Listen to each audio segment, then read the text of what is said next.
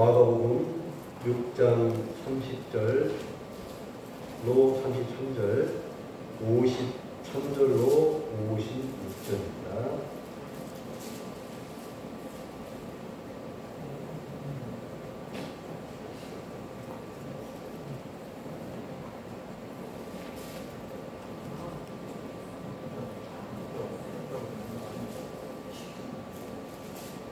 제가 먼저 읽고 여러분 한 절 읽고 56절은 같이 합동합니다. 제가 먼저 공독에 올립니다. 사도들이 예수께 모여 자기들이 행한 것과 가르친 것을 낱낱이 고하니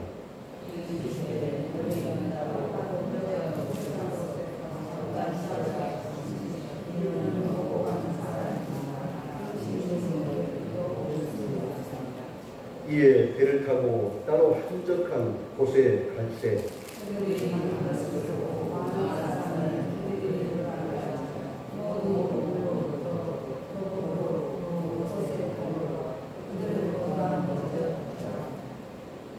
건너가 게네사렛 땅에 이르러 대고 54절 보십니다.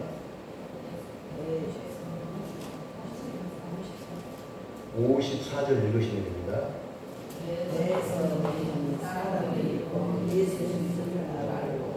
그 온 지방으로 달려 돌아다니며 예수께서 어디 계시다는 말을 듣는 대로 병든 자를 침상째 메고 나오니 아무데나 예수께서 들어가시는 지방이나 도시나 마을에서 병자를 시장에 두고 예수께서 손을 대게 하시기를 간구하니 손을 대는 자는 다 선함을 얻으리라. 아멘. 어제 저녁에 저녁 내내 내리던 비가 아침에는 예배 드릴 수 있도록 하나님께서 다 계시 주시고 이렇게 나올 수 있도록 하신 하나님께 영광을 돌립니다. 아멘. 오늘은 아는 것과 행하는 것이라는 제목으로 하나님의 말씀을 같이 나눌까 합니다. 잠깐 제가 기도하겠습니다. 아는 것과 행하는 것이 일치될 때 기적이 나타난다고 말씀하신 하나님, 하나님의 기적을 경험케 하옵소서.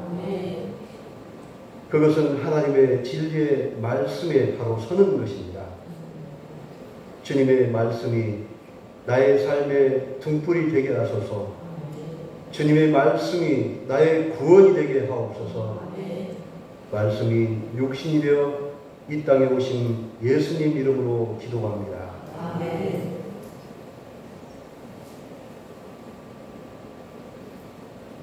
혹시 이 안에 제가 있는가 한번 찾아보실래요? 아, 있습니까? 예. 우리 권사님 금방 찾으시죠. 이 사진은 저희가 2016년도하고 2018년도 제가 일본 도요타 시다 혹시 여러분 들어보셨습니까? 도요타 자동차를 생산하는 도시인데 그 도시 이름이 그냥 브랜드 이름으로 도요타 시라고 개명이 됐답니다. 그 도시는 온전히 자동차만 생산하는 도시입니다. 그래서 많은 협력업체와 외국인 근로자가 와서 살고 있는 도시가 도요타시입니다. 이 도시에 정말 마음 아픈 건데 이 도시에 일본 조총련 조선적을 하고 있는 우리 제1동포가 60만이 살고 있습니다. 그 분들이 세운 그 학교 학생들을 위해서 방문했던 저 사진입니다.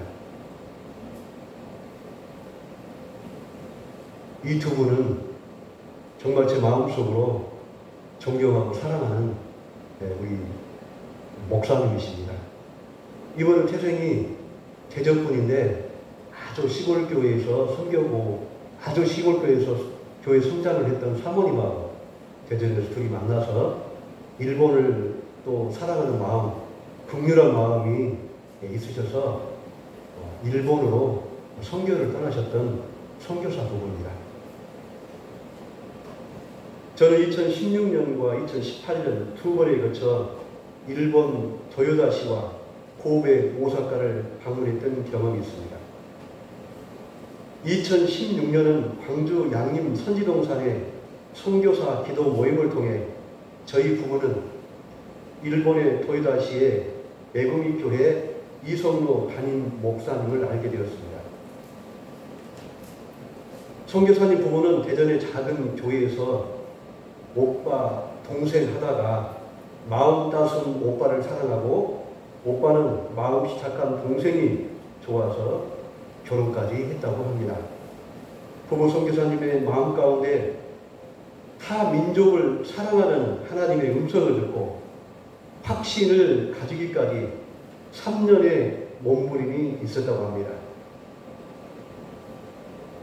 그 부부 마음 가운데 한 분이라도 하나님이 주신 마음이 없다면 선교사로 헌신하지 않았을 텐데 두 마음에 하나님께서 일본을 사랑하는 그 마음을 주셨다고 합니다. 그런데 그분들은 일본을 향하신 마음의 준비가 덜 되었지만 열정만큼은 그 누구도 막을 수 없었다고 합니다. 하나님의 일본을 향하신 국민한 마음을 그 부부 선교사님 마음에 집어 넣었던 것입니다. 그 부부는 일본어를 전혀 모르셨습니다. 두 부부 선교사님의 자녀들은 중학생인 딸 한 아이와 고등학생 아들이 있었습니다. 그런데도 불구하고 도의를 감행했습니다. 주님에 대한 확고한 믿음이 그들 부부를 붙잡은 것입니다. 그런데 놀랍게도 하나님은 제1조선인을 통해 도요다시에 메구미 교회와 교회 자동차, 일본어 자원봉사 도우미까지 예배해 주셨습니다. 부부 선교사님의 무모함에 그 교회는 영적으로 충만해졌고 사랑이 넘치는 공동체가 되었다고 합니다. 참으로 하나님의 신비함을 경험할 수 있었습니다. 일본 땅을 긍휼하게 여기신 하나님의 마음은 부부 선교사님을 통해 하나님의 사랑을 전하게 하신 것입니다. 오늘 본문 말씀 마가복음 6장 30절로 34절과 53절로 56절 말씀을 통해서 예수님의 긍휼한 마음과 행하신 것을 통해 하나님의 의도와 목적이 무엇인가를 살펴보고자 합니다. 오늘의 두 본문은 예수님의 기적을 다루는 말씀입니다. 각각 5,000명을 먹이시는 오병이어 사건과 병자를 고치시는 사건을 소개하고 있는 말씀입니다. 오늘 본문 마가복음 6장 30절로 33절과 53절로 56절은 예수님께서 기적을 일으키신 사건을 나타내는 것이라는 점에서 공통되지만 그의 장소와 사건 배경 그리고 기적의 내용이 각각 다르다는 것입니다. 그렇다면 마가 기자가 독자인 유대인에게 주고자 하는 메시지는 무엇일까요? 그리고 현재 살아가는 우리에게 어떤 영적인 메시지를 주고 있을까요? 오늘의 본문은 군중들은 예수님의 오병이어 사건과 병 고치는 사역을 통해 예수님이 누구신지를 확신으로 인식하고 구별하고 식별했다는 것입니다. 우리가 군중들을 이야기하면은 어떻게 이야기합니까? 한 사람이 선동하면 휩쓸려 다닌 사람을 군중이라고 하는데 이 군중은 오늘 예수님이 누구신지 인식하고 구별하고 식별했다는 것입니다. 세례 요한은 광야에서 예수님의 길을 예비했습니다. 그것은 구약의 시대의 마지막 선지자 세례 요한을 뒤로하고 이제는 예수님의 시대가 도래한 것을 안 것입니다. 예수님이 메시아인 것을 확신한 것입니다. 군중들은 예수님이 누구인지를 확실하게 알고 있었다는 것입니다.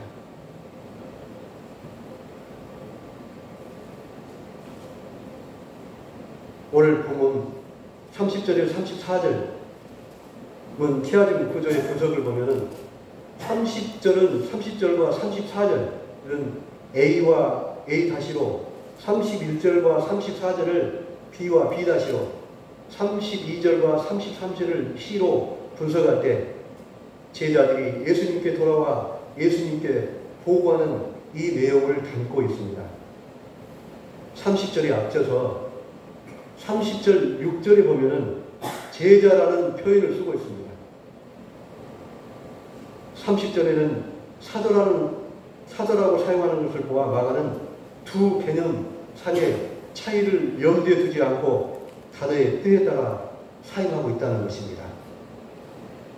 우리가 일반적으로 제자와 사도를 구분해서 쓰고 있는데 여기에서는 마가는 사도와 제자를 같이 쓰고 있다는 것입니다.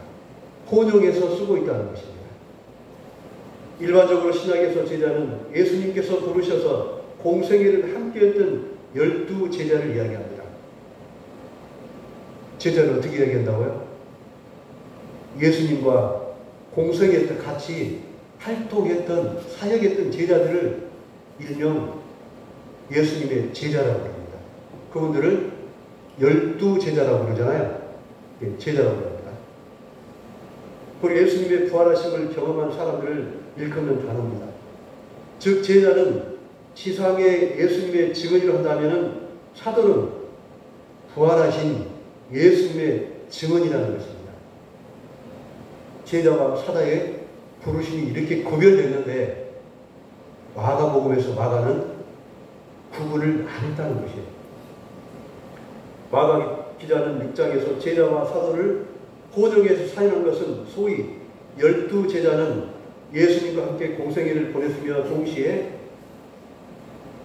부활하심을 경험했다는 것입니다. 그래서 이 마가복음에서는 제자와 사도를 혼용해서 사용했다는 것입니다. 그런데 사도는 또 부르심이 어떤 겁니까?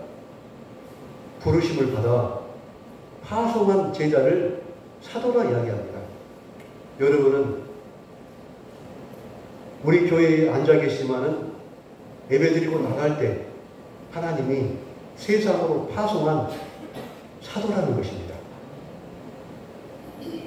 엄밀하게 사도라는 개념은 부활하신 이후에 생겨난 것이므로 여기서 사용하는 사도는 파송된 존재라는 의미를 담고 있습니다. B31절은 예수님의 초대입니다. 예수님께서 제자들에게 사역으로 고단한 육체와 영적인 회복을 위해 휴식의 필요성을 강조합니다. 우리는 가까운 순천노회 노현 목사님들에게 3년에 한 번은 안식년을 법적으로 보장하고 있습니다. 사역에 지친 육체와 영적인 충전이 필요하기 때문입니다. 안식년에서 목사님의 사례비와 활동비를 노예에서 전적으로 책임지고 쉬게 합니다. 다른 교회 목사님이 돌아가면서 예배를 인도해 주면서 담임 목사님의 빈자리를 채워줍니다. 많은 사역자들이 3년이 오면 번아웃을 경험한다고 합니다. 이것은 조선 땅에 온 선교사님의 전통이었습니다. 오늘 본문 핵심 구절은 32절과 33절입니다. 우리 한번 다시 한번 봐볼까요?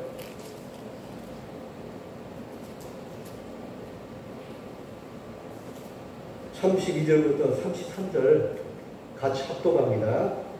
이에 배를 타고 따로 한적한 곳에 갈새 그들이 가는 것을 보고 많은 사람들이 그들인 줄 안지라.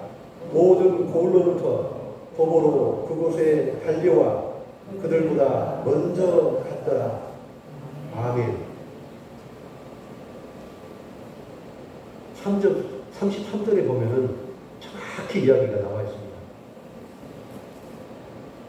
그들이 가는 것을 보고 예수님의 공동체, 예수님과 제자들이 가는 것을 보고 많은 사람이 그인 줄 알지라. 많은 사람은 누굽니까? 여기서 말하는 군중입니다. 모든 고을로부터 도보로 그곳에 달려와 그들보다 먼저 갔더라. 어떤 이야기입니까? 예수님과 제자들이 도보로 갔는데 그들은 어떻게 해요? 달려가서 어디 갈지를 먼저 알고 기다리고 있었다는 것이죠. 우리는 이 신앙을 오늘 배우자는 것입니다. 예수 공동체가 배를 타고 사람들이 없는 한적한 두 번째 장소로 이동합니다. 그러나 이러한 시도 또한 그들을 향한 군중들의 시선과 열정으로부터 피할 수가 없었다는 것입니다. 왜 군중들은 예수님의 공동체, 예수님과 제자들이 가는 곳마다 도보로 걸어가지 않고 달려가서 먼저 기다리고 있었을까? 오늘 그 말씀입니다. 그들은 구원을 향한 강렬한 손짓과 몸부림의 행동입니다. 현실적인 고통과 영적인 회복을 위한 메시아의 기다림에 대한 강한 몸짓이었습니다. 군중들의 회개를 통한 구원의 열망이 그들을 걷지 않고 다름질하게 했다는 것입니다. 군중들은 하나님의 영적인 교제의 장소인 성전이 회파된 것을 보게 됩니다. 지금 이 시대는 어떤 시대입니까? 로마 제국의 식민지 상황을 경험한 것입니다. 군중들은 동고동락한 아버지와 형제 자매들이 노예로 팔려가 이산 가족이 되어버린 현실 앞에서 하나님을 예면하고 있습니다. 군중들은 나라와 성전을 잃어버린 상실의 고통을 경험하고 있습니다. 우리가 그런 경험을 한번 했었죠. 코로나 때 예배를 드리고 싶어도 보건소 직원이 딱 나와서 예배 드리지 마십시오. 예배 드리시면 안 됩니다. 또 신천지는 어떻게 됐습니까? 그걸 무시하고 예배를 드리다가 철퇴를 맞았잖아요. 예수님은 놀랍게 코로나를 통해서 이단들의 실체가 다 드러나는 놀라운 역사를 또 만들어 보셨어요. 그런데 우리 마음속은 어떻습니까? 예배를 드리고 싶은 그 열망과 성전에서 예배 드리지 못한 그 허망함과 영적 회복이 우리 안에는 얼마나 그 고통스러운 시간이었습니까? 군중들은 이것을 지금 경험하고 있다는 것입니다. 군중들은 선민의식으로 충만하여 자만과 교만이 가득한 삶이 한순간에 무너진 것을 경험하였습니다. 내가 1등만 하다가 꼴등으로 내려가는 그 허탈함을 경험하고 있다는 것입니다. 선민의식으로 똘똘 뭉쳤던 그 유대인들이 누구 지배 아래 있습니까? 이방인, 돼지고기를 먹고 사는 로마 군인들에게 핍박과 무시를 당하고 있는 이 아픔을 겪고 있는 이 상황을 이야기하고 있습니다. 그래서 군중들의 현실이 예수 공동체가 유일한 희망이 됐던 것입니다. 그들의 현실을 벗어날 수 있는 유일한 길은 예수 공동체가 있는 것을 보고 듣고 한 것입니다. 그래서 그들의 발걸음이 다른 길이 된 것입니다. 예수님의 오병이어 사건과 병 고치는 사건을 통해 예수님의 정체성을 직시한 것입니다. 예수님이 누구인지, 나를 구원할 메시아가 누구인지를 정확하게 식별하고 구분하고 직시했다는 것입니다. 오늘 본문의 구절에서 우리가 놓치지 말아야 할 것은 제자들의 휴식과 군중들의 영적인 양식 사이에서 팽팽한 긴장감이 돌고 있다는 것입니다. 예수님은 제자들이 밖에 나가서 사역하고 고생하고 와서 쉬기를 바랬는데 어떻게 해요? 군중들은 밀려옵니다. 나 살려주라고 밀려옵니다. 나 구원받아야 합니다 하고 밀려옵니다. 그런 지금 팽팽한 긴장감이 돌고 있다는 것입니다. 예수님은 제자들의 휴식을 원했지만 군중들의 영적인 갈망을 보시고 선교적인 사명을 더 우선시하게 된다는 것입니다. 오늘 본문의 내용을 통해 하나님의 목적과 의도는 첫 번째로 제자들의 성장입니다. 제자들의 영적인 성장입니다. 여러분들의 영적인 성장을 이야기하고 있습니다. 제자들의 사역 후 휴식이 필요했지만 예수님은 제자들에게 목자 없는 양의 상황을 보게 하셨다는 것입니다. 이를 통해 섬김의 우선순위가 하나님의 긍휼하심을 배우게 됐다는 것입니다. 이스라엘 백성들이, 군중들이 그들을 이끌어줄 목자가 없는 이 상황을 경험하게 했다는 것입니다. 두 번째는 군중의 영적인 갈급함입니다. 군중들은 육적인 필요 병고침보다 진리의 가르침을 더 필요했습니다. 그래서 예수님은 양식보다 말씀을 먼저 주심으로 영적인 우위성을 보여주고 계신다는 것입니다. 우리가 세상에 출세와 물질적인 풍부한 것보다 무엇이 더 중요하다고요? 예배가 더 중요하다는 것입니다. 영적인 충만함이 더 중요하다는 것입니다. 세 번째로 사역의 완성입니다. 목자 없는 양은 구약의 예언을 상기시키며 예수님이 참 목자이심을 선포하고 있습니다. 이는 오병이의 기적으로 이어져 하나님의 풍성함을 공급함을 예표하고 있다는 것입니다. 하나님 기도를 본문 마가복음 6장을 통해 우리에게 두 가지의 중요한 메시지를 주려 하고 있습니다. 그것은 첫 번째로 예수님이 누구신가입니다. 두 사건은 모두 예수는 기적과 은혜를 베푸는 자였습니다. 그를 찾아 헤매는 군중들은 불쌍히 여기는 마치 길 잃은 헤매는 양을 바라보는 목자와 같이 하나님의 사랑으로 가득 찬 분임을 군중들이 알게 되었다는 것입니다. 그런 예수님만이 그를 찾는 군중의 소원을 만족시킬 수 있으며 결정적으로 기적을 베풀 수 있다는 분임을 우리가 알게 된다는 것입니다. 두 번째로 군중의 행동입니다. 군중은 먼저 예수를 바라보는 식견을 갖고 있다는 것입니다. 그리고 그들은 예수가 어디에 있든지 그 거리가 얼마나 멀든지 개의치 않고 예수님을 향하여 다름질했다는 것입니다. 예수님을 향하여 나아가는 길에 만나는 장애물이나 그들이 갖고 있는 어려움을 전혀 문제가 되지 않았다는 것입니다. 우리는 이러한 군중들의 인식, 즉 예수님을 알아봄과 그들을 위한 구체적인 행동, 즉 달려감이 기적과 은혜를 행할 수 있도록 예수님께 동기 부여하였음을 우리는 부인할 수 없다는 것입니다. 예수님이 그 군중들의 모습을 보고 측은지심, 긍휼함을 보게 하셨다는 거예요.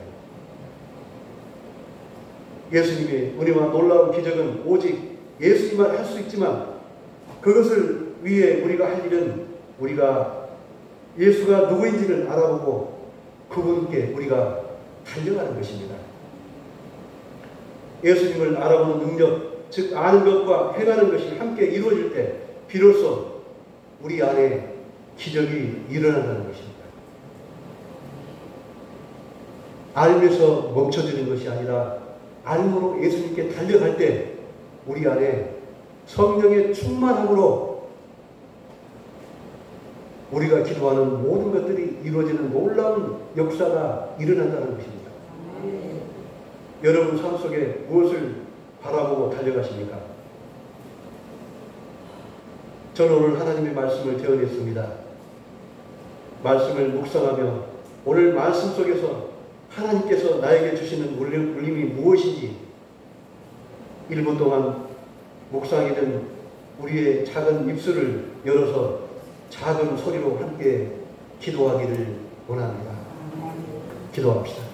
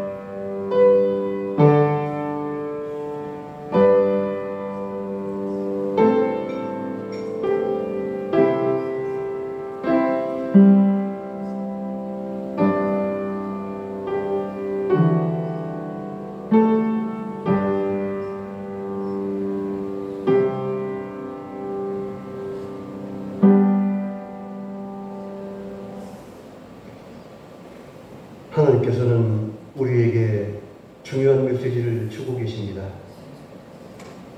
그것은 예수님이 누구신지입니다.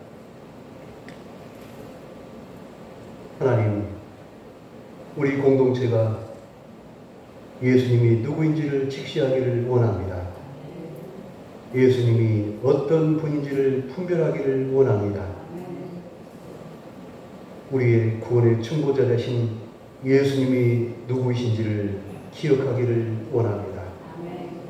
하나님, 오늘 말씀 속에 군중들의 행동을 통해서 하나님, 나의 삶을 결단하기를 원합니다. 내 삶 속에서 고난과 고통과 장애물이 있을지라도 하나님을 바로 직시하고 예수님을 바로 알고 예수님께 힘받지라는 우리 공동체가 될 수 있도록 하나님 인도하여 주시옵소서. 하나님, 함께하지 못한 우리 성도가 있습니다. 우리 박영택 집사님, 조혜영 권사님, 하나님께서 주신 동일한 은혜로 하나님 복내려 주시옵기를 간절히 원합니다. 그들의 상처를 어루만져 주시고 위로하여 주시옵고 주님 속히 치유될 수 있도록 주님의 오른손으로 안수하여 주시옵소서. 이 모든 말씀 살아계신 예수님 이름으로 기도합니다. 아멘.